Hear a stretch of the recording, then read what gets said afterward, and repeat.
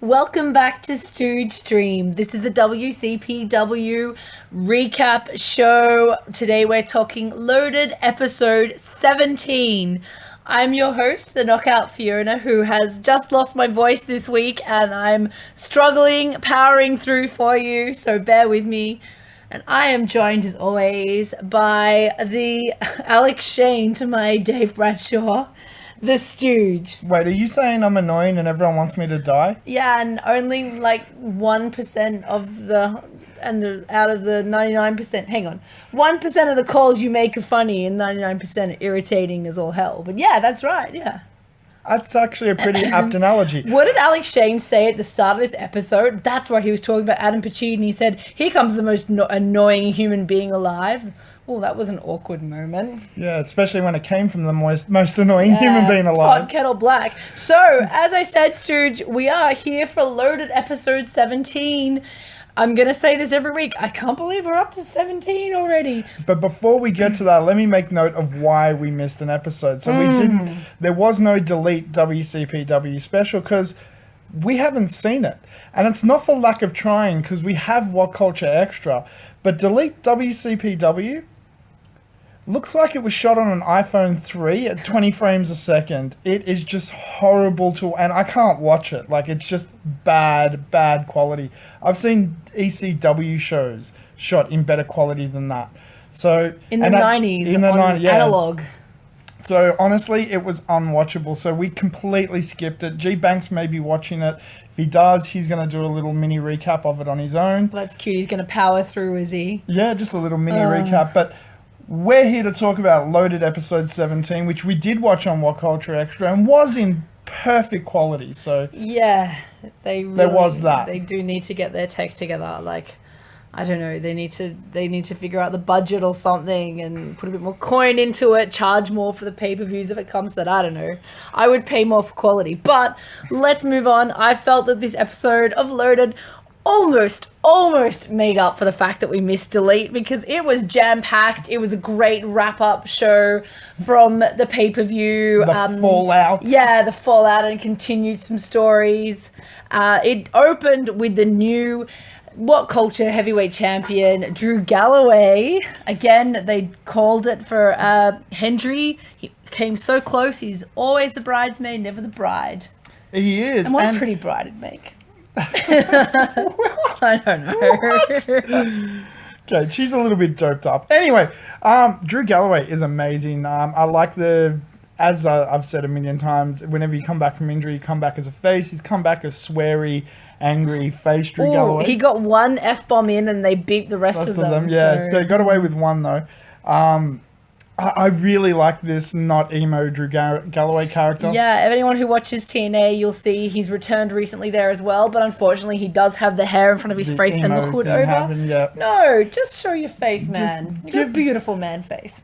Anyway, in WCPW though, he did the whole like, I'm here to stay now and I'm part of WCPW. So that's awesome that he's like firmly planted his flag in WCPW. He did a great promo to begin with.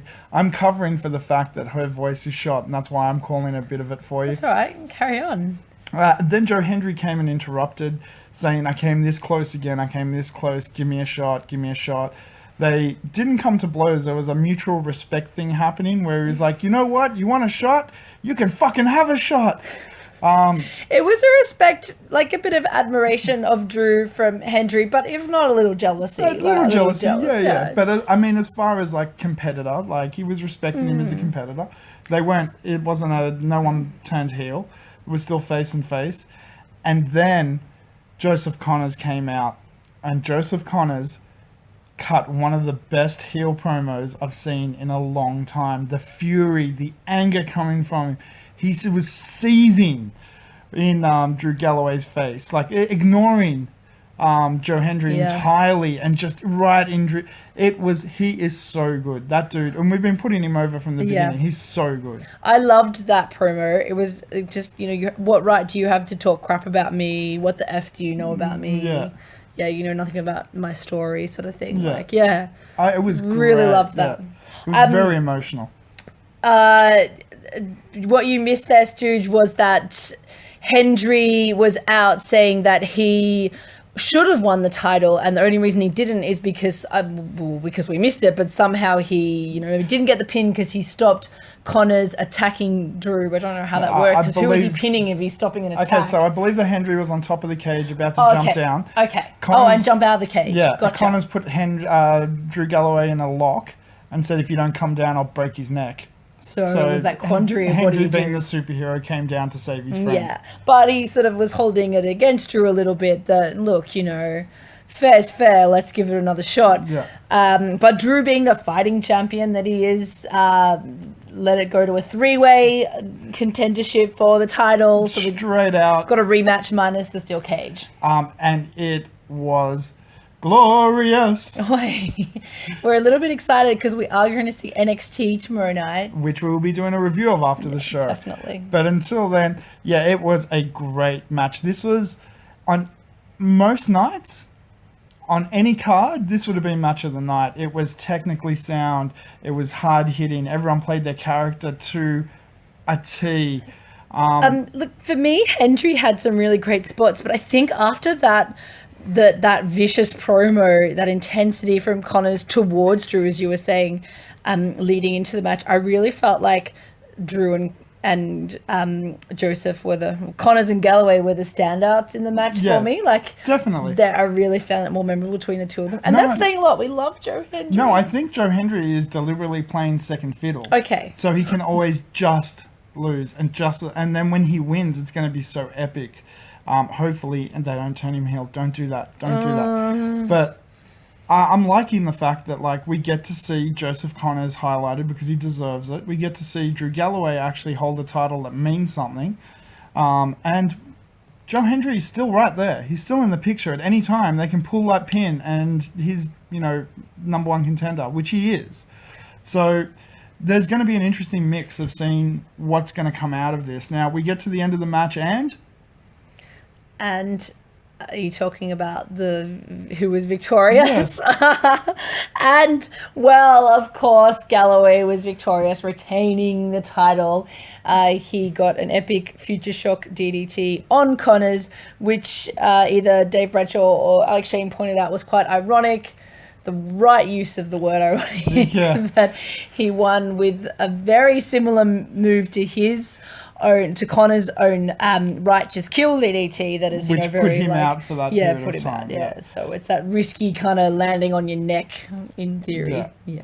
So that was very, very cool. A great match, and as I said, on most nights, in my opinion, on most cards, including WCPW cards, this would be match of the night. Yeah. But something stole it for me, which I will talk about. Okay, but it was a great surprise to have this as the opening bout. We weren't expecting it, and it was great to get a sort of mini rematch for us that missed it.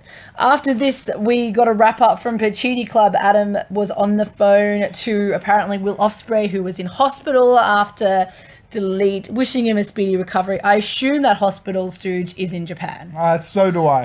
And it's named Chaos. So Pacitti Club was in his broom closet with the Swords of Essex. Well, it is.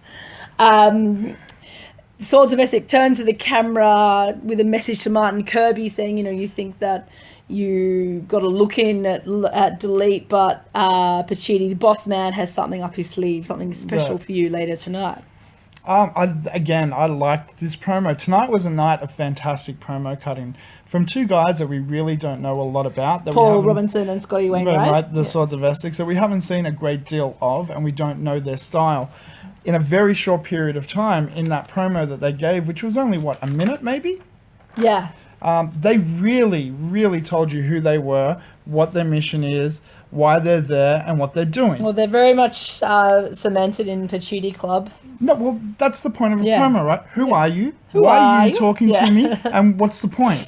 And they did that really, really well. I'm very impressed with their talking skills. And of course, their in-ring skills are fantastic, which we've seen, but I'm impressed with their talking skills. It's great that we've got more talent coming in and more British talent as well. The international drop-ins from time to time just adds, it's like icing on the cake.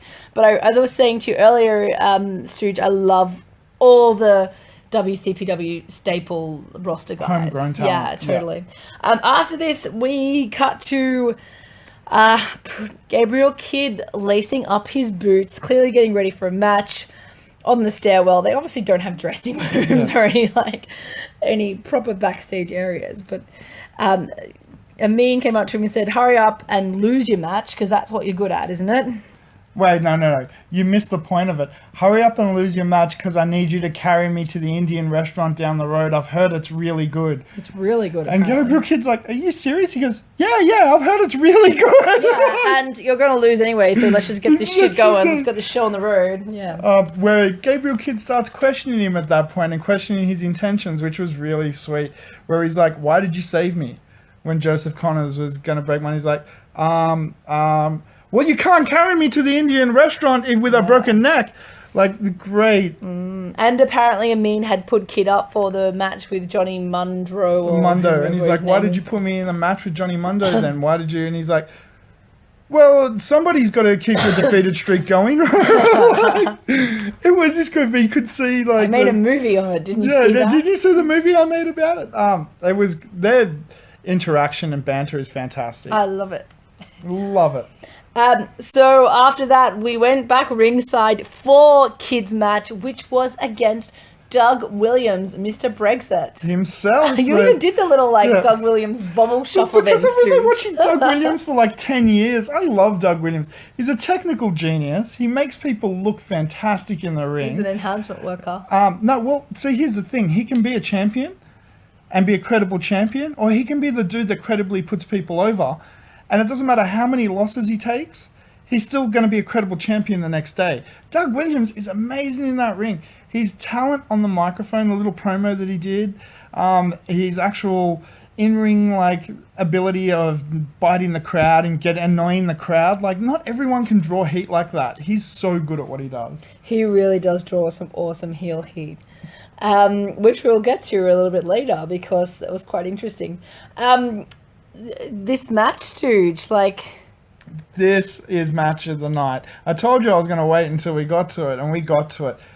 I was going into this match going, I'm going to enjoy this, because we've got two really good people in it.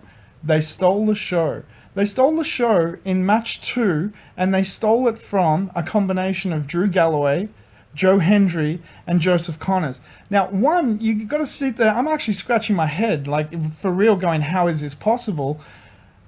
But I saw it, and it happened, and it's possible. A 19-year-old and a veteran who, for all intents and purposes, hasn't really been overly active for the past few years, just put on a wrestling clinic.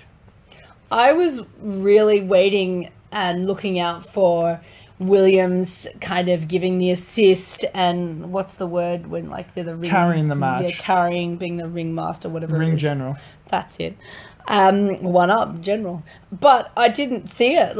No, this is a 50-50. It's just amazing. He's so good, and again, he's so young. Can you imagine in 5 years' time what he's going to be? He is already, in my opinion, one of the best workers in that ring as far as character, personality, and ring work, and he's only going to get better.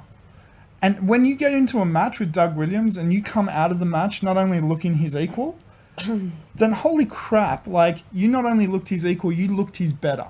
That was awesome. Doug did put him over a bit in spots on purpose. Yeah. And obviously everybody has a lot of faith in Gabriel Kidd, behind the scenes. Yeah. But don't worry about behind the scenes. Everyone in the crowd, including us, has faith in Gabriel Kidd. You heard the pop he gets. Exactly. It was, I think it was a really good match just for timing.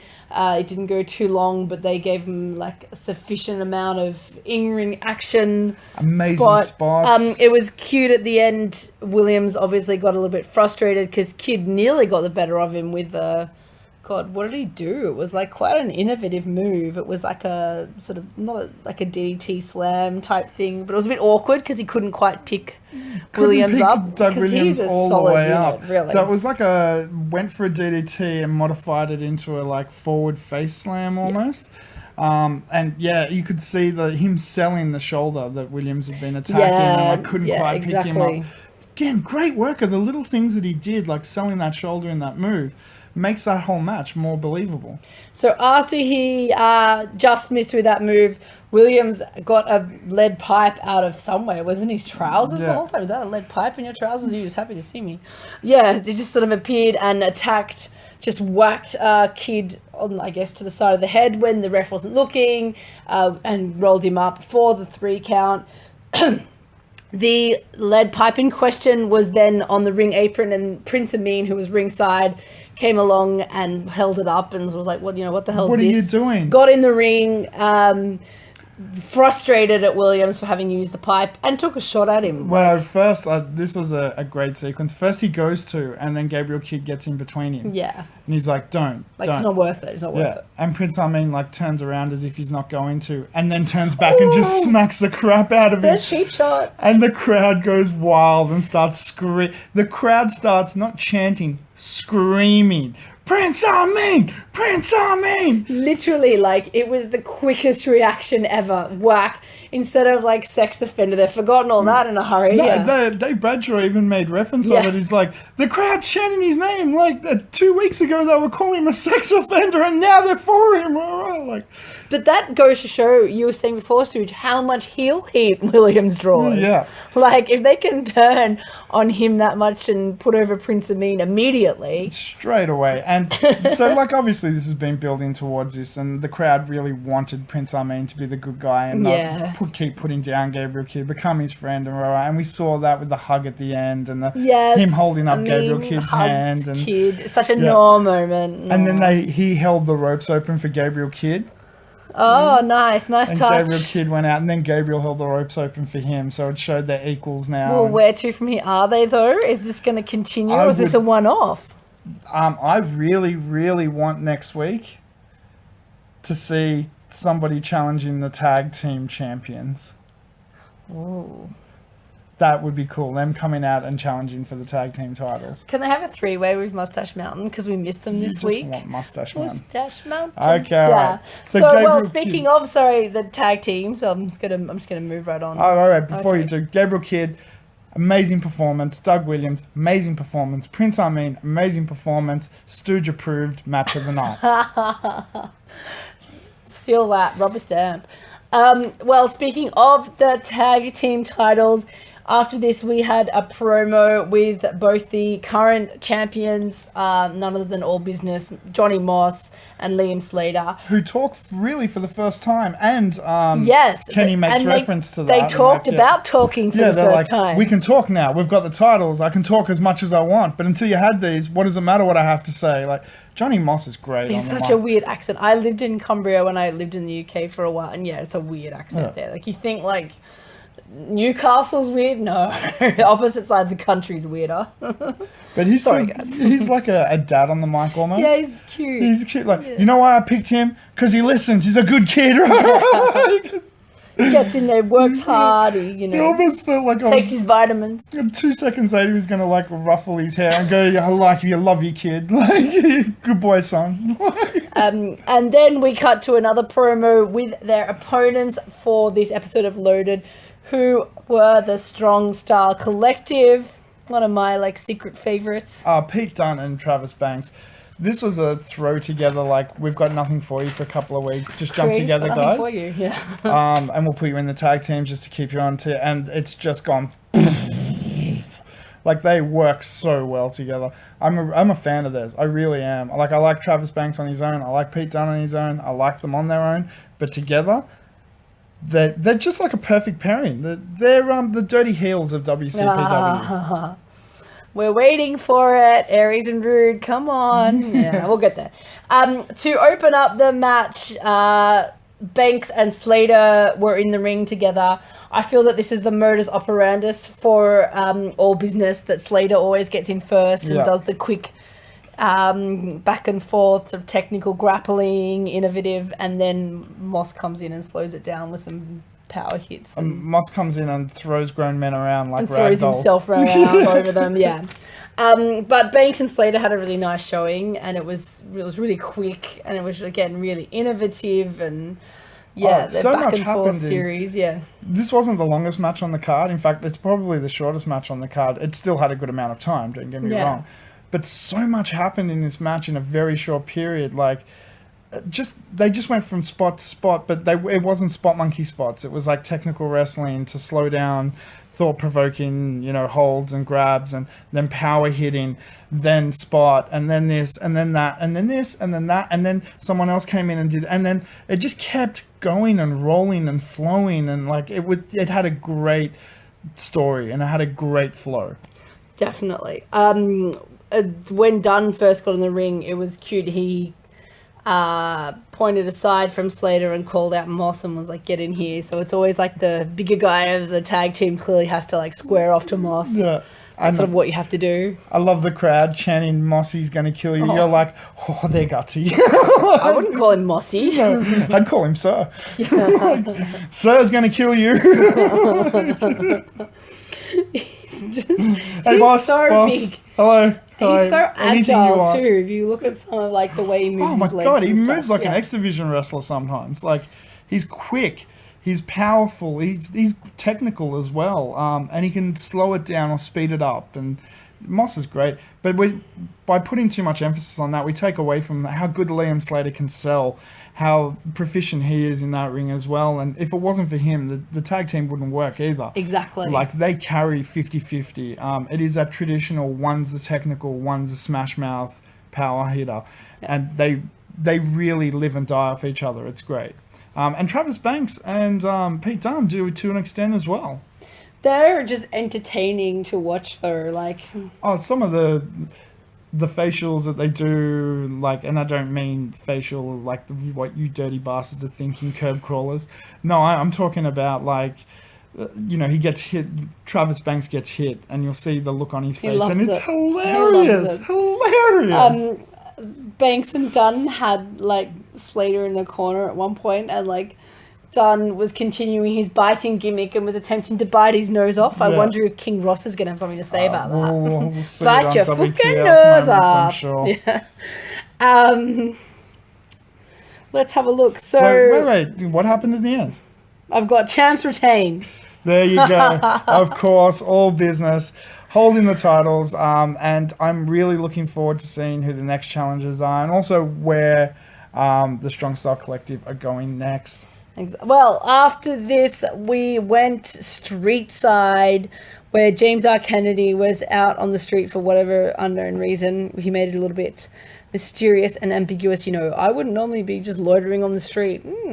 Okay. I'm sure you would. Prospect came up to him in a bit of a flurry, saying, like, "What are you doing out here? Where have you been?" They're obviously feeling very neglected and needing a little bit of love.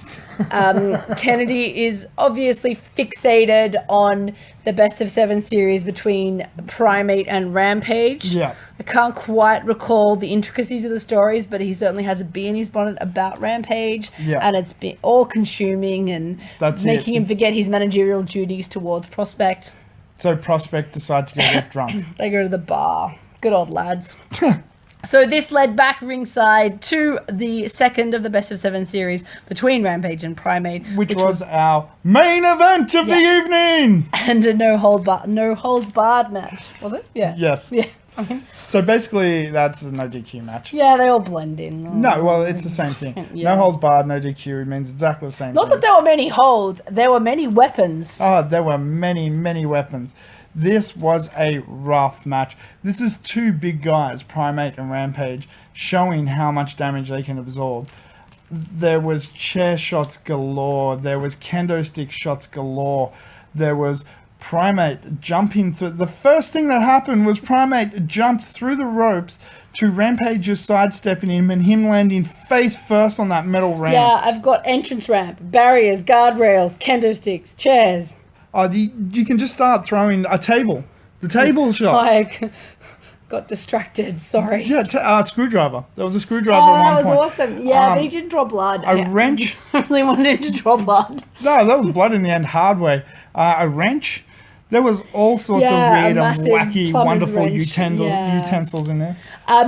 Primate did a massive rear German suplex of Rampage, who landed on a chair, and his head seemed to like bang against the back metal? No. You could see he put his hands up at the last second. That looked so nasty. No, he just sold the crap out of it. Rampage is great at selling. These guys were great. Nothing they did other than the end table shot the Primate took, the splinters like cut his arm open a little bit.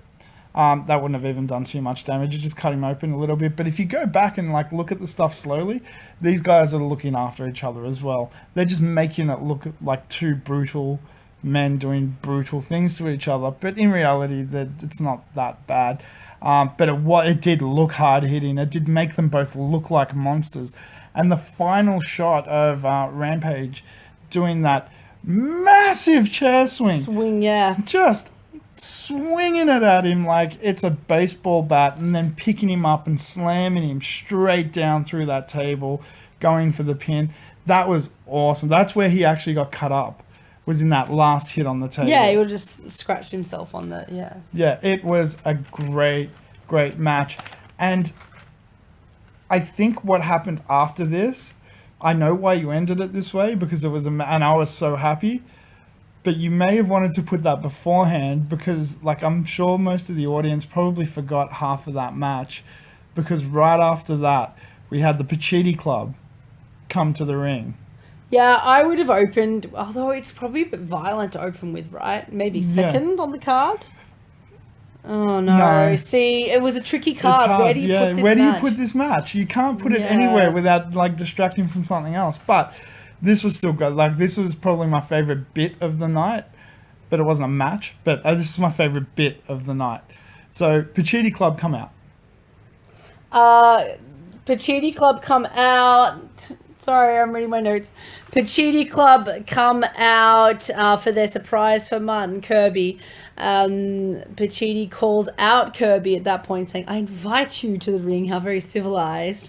Kirby comes through gorilla positions down to the top of the entrance ramp and banters a bit with Adam Parmesan. You can't not do that banter. So first he calls him Parmesan, the crowd starts chanting Parmesan, and he flips out and he's like, no, you're right, he doesn't like being called Parmesan.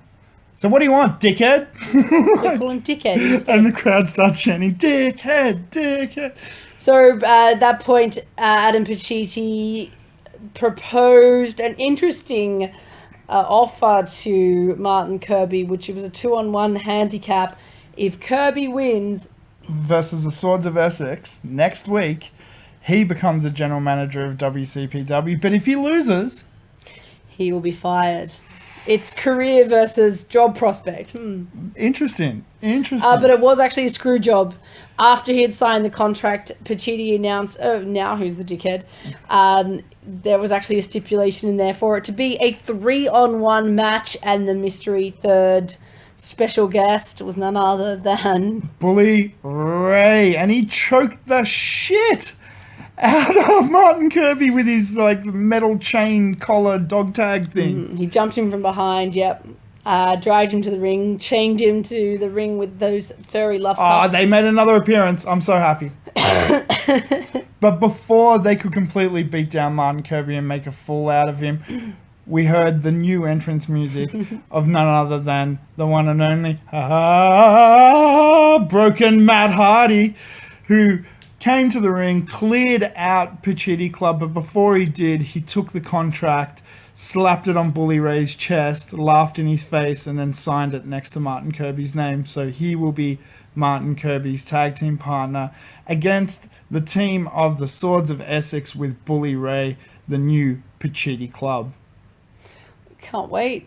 It's going to be pretty damn epic. And if you want to know how to finish a show on a handshake between Matt Hardy and Martin Kirby, because the crowd lost their goddamn shit, and so did I. Yeah, Matt Hardy saying that Pacitti Club is everything that is poisonous and wrong with WCPW. And cancerous. And believe it or not, surprise, surprise, they must be deleted. Delete.